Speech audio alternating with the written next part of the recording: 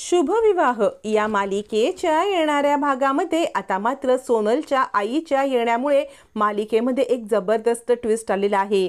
भूमीने साध्या सोप्या नाही तर खूप मोठ्या उलाढाली करत सोनलच्या आईचा पत्ता शोधलेला आहे। कारण सोनलची आई ही दुसरी तिसरी कुणी नसून जनार्दन महाजन म्हणजेच आकाशचे वडील भूमीचे सासरे यांनी मदत केलेल्या व्यक्तींपैकी एक आहे। सोनलच्या भावाला खूप मदत करून सोनलच्या वडिलांचा जीव वाचवण्यासाठी जनार्दन महाजन यांनी केलेले उपकार हे त्या आईला लक्षात असतात, पण सोनलला काहीही माहीत नसतं। आणि जनार्दन महाजन यांच्याच मुलाला आकाश महाजन यांना अडकवण्यासाठी सोनल ज्या वेळेला खोटा सापळा ते हे आईला कळतं, तेव्हा ती आता कोर्टात येऊन सोनलची थोबाडणी केली असता आणि तिला सगळं सत्य सांगितलेलं असता सोनल भर कोर्टामध्ये भूमीच्या बाजूने उभी राहते। सोनलने भर कोर्टात भूमीची साथ देत रागिणीचा पर्दाफाश केला असता आता भर कोर्टामध्येच रागिणीला आजी आणि भूमी जाब विचारणार।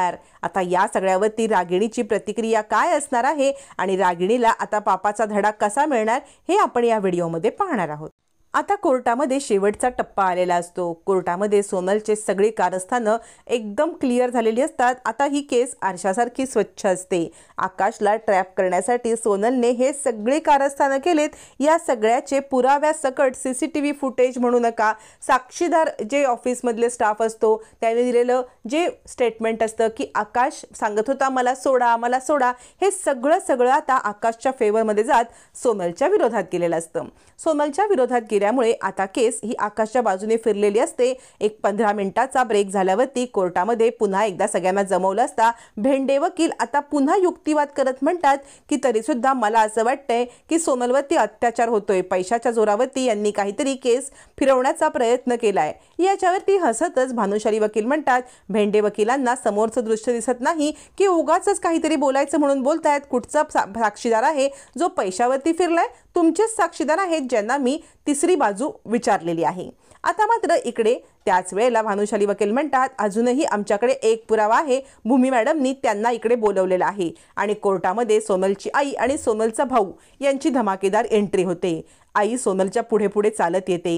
सोनलच्या इथे चालत येत असताना आई आता चिडते। सोनलचे बाबा सुद्धा आलेले असतात। आई येते आणि सोनलच्या एक खणखणीत थोबाडीत लावून देते।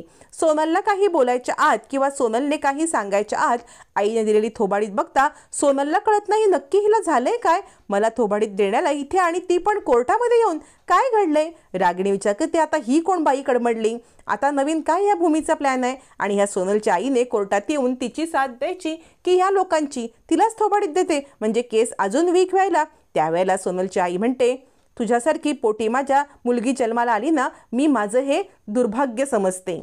तू कपाळकरंटी आहेस, माझ्या आईपणाला कलंक लावलास तू, कलंक। आता आजी जेव्हा त्या बाईला बघते आजीला खूप मोठा धक्काच बसतो, कारण जनार्दन महाजन म्हणजे आजींचा मुलगा आकाशचे वडील यांनी सोनलच्या आईच्या मिस्टरांना म्हणजे सोनलच्या वडिलांना वाचवण्यासाठी खूप सारी मदत केली असते। कारण सोनलचे वडील हे महाजन इंडस्ट्रीमध्येच काम करत असतात आणि त्यांनी सोनलच्या वडिलांना वाचवून तिच्या भावाला मार्गी लावलेलं असतं। हे आता आजीला आठवतं, पण बाकी कोणालाच हे माहिती नसतं। आणि ज्या वेळेला सोनलच्या आईने थोबाडीत दिलेली असते सगळ्यांना धक्का बसतो की अचानकपणे सोनलची आई उगवली कुठून आणि हिने आता काय हा तमाशा मांडलेला आहे। सगळेजण अवाक असतात। सोनलची आई म्हणते तुला माहिती आहे का, तू ज्या माणसावरती खोटे आरोप केलेस तो माणूस कोण आहे ते? आज तू जी इतकी मोठी झाले स्वतःच्या पायावरती उभी राहून जे मिरवतेस ना ते फक्त या माणसाच्या वडिलांमुळे। या माणसाच्या वडिलांनी जर का आपल्याला त्यावेळेला साथ दिली नसती ना तर तू रस्त्यावरती भीक मागत फिरत असतीस, नाहीतर कुठल्या तरी, असं म्हणत आई चिडते आणि म्हणते त्याच माणसाच्या मुलाला आरोप करताना तुला लाज नाही वाटली? सोनल म्हणते आई तू काय बोलतेस? याच्यावरती सोनलची आई सांगते मी खरं तेच बोलते। आता मात्र आजीला सगळा प्रकार आठवतो। सोनल सांगते अगं तुझे वडील जीवन मरणाशी खेळत होते त्यावेळेला या आकाश महाजन यांचे वडील जनार्दन महाजन इंडस्ट्रीजचे एकलौते मालक, त्यांनी आपली मदत केली, त्यांनी त्यांचा हॉस्पिटलचा खर्च केला, पण ते बेडवरून उठू शकत नव्हते। त्याच वेळेला तुझ्या भावाला मार्गी लावलं आणि म्हणून आज आपण इथपर्यंत पोहोचलो। तू चांगले पांग फेडलेस हो त्याचे, तू त्यांना हे अशा पद्धतीने समोर आणलंस, हे खूप चुकीचं केलंस, असं म्हणत सोनलची आई सोनलला चांगलीच थोबडते। आता सोनलच्या लक्षात येतं की आपण चूक केले। आता भूमीने बरोबर सोनलची सगळी हिस्ट्री काढत तिच्या आईला अचूक कोर्टात बोलवलेलं असतं। आईला माहीत पण नसतं की सोनल आणि सोनिया ही दुहेरी व्यक्तिमत्व सोनल जगत आहे। मग मात्र सोनलच्या लक्षात येतं की आपल्याकडून खूप मोठी चूक झाली। आपण आकाश महाजन यांना पैशासाठी अडकवलं, पण त्यांच्या जीवावरती आज आपण उभे आहोत हे आपण विसरून नाही चालणार। मग भानुशाली वकील म्हणतात, बघितलं, आकाश महाजन यांचीच नाही त्यांच्या वडिलांची पण पुण्याई थोर आहे। आकाश महाजन हे सुद्धा जेव्हा महाजन इंडस्ट्री सांभाळत होते तेव्हा पण त्यांनी बऱ्याच लोकांना जीवनदान दिलं, बऱ्याच लोकांची आयुष्य वाचवली, बऱ्याच लोकांना मदत केली आणि त्या सगळ्याचा सुद्धा मी इथे साक्षीदार उभा करतो असं म्हणत भानुशाली वकील, चंदू काका, अजून एक असे सगळ्यांना ज्यांनी आकाश बरा असताना त्यांची मदत केली होती, त्यांना मोठ्या संकटातून वाचवलं, त्यांना बोलवलं जातं। आता आकाशचे वडील म्हणजे पूर्ण महाजन फॅमिली ही कसं लोकांच्या हितासाठी काम करते हे भानुशाली वकिलांनी समोर आणल्यावरती मात्र आता आकाशला निर्दोष तर सोडलंच जातं, पण इकडे आता सोनलवरती कारवाई करण्याची वेळ येते। त्यावेळेला सोनल सांगते की माझ्यावरती कारवाई करा, मी खरंच दोषी आहे, म्हणजे माझ्याकडून नकळत चूक नाही तर पाप घडलेलं आहे, पण मी या कोर्टासमोर सत्य आणू इच्छिते जेणेकरून आकाश महाजन यांना पुढील वाटचालीसाठी या सगळ्याचा अडथळा येऊ नये। आई म्हणते, बोल, जे काही सत्य आहे ते बोल, तुझ्या बोलण्यामुळे जर का आकाश महाजन आणि महाजनांना थोडा जरी फायदा झाला ना तरी मी माझं भाग्य समजीन, थोडंफार तू केलेलं पाप कमी झालं समजेन।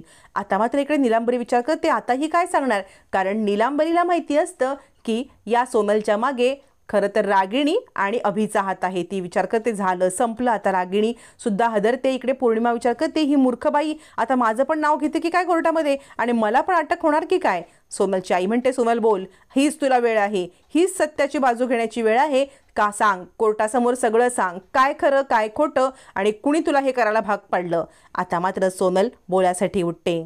सोनल सांगते, हे सगळं मला महाजन मधल्याच घरातल्या फॅमिलीकडूनच आलेलं प्रपोजल आहे। हे वाक्य बोलल्यावरती भूमी हादरते। आता आपल्याच घरातलं आकाशच्या वाईटावरती कोण टपलंय, आकाशला अडकवण्यासाठी ते सुद्धा इतक्या वाईट पद्धतीने कोण सगळं हे करतंय। भूमीला खूप मोठा धक्काच बसतो। भूमी विचार करते, ही सोनल नवीन नाटक तर करत नाहीये ना। आता रागिणी हादरते। सोनल नुसतं अभिचंच नाही तर आपलं पण नाव घेणार हे रागिणीने अचूक ओळखलेलं असतानाच आता मात्र रागिणी म्हणते, बोल सोनल बोल। याच्यावरती आता मात्र भानुशाली वकील म्हणतात, बोला, लवकर बोला। सोनल अभिकडे हात दाखवते। अभिकडे हात दाखवल्यावरती मात्र आता सगळ्यांच्या नजरा अभिकडे वळतात। भूमी रडायला लागते। अभि म्हणतो, मी काय केलंय? सोनल म्हणते, यांनी मला पैसे दिले होते। भूमी अभिकडे रागाने पाहायला लागते। आजीला तर धक्काच बसतो। आता सोनल आपला हात रागिणीकडे वळवणार तितक्यात रागिणी उठते आणि आता इकडे अभिच्या थोबाडीत देते आणि म्हणते, तू हे सगळं केलंस, तू इतका कपाळकरंटा निघशील असं मला वाटलं नव्हतं। आपल्याच भावाला अडकवण्यासाठी ही नाटकं केलीस। आता मात्र माकडीनीच्या गोष्टीप्रमाणे ज्या वेळेला आपल्यावरती वेळ येते तेव्हा पिल्लाला पायदळीत उडवायला जी माकडीण कमी करत नाही त्याच माकडीनीची गत रागिणीची असते। रागिणी आपल्यावरती आल्यावरती मुलावर ढकलायला पण कमी करत नाही। इतकी निर्दयी आई असलेली रागिणी स्वतःच्या मुलाचा विचार करत नाही, ती इतरांचा काय करणार।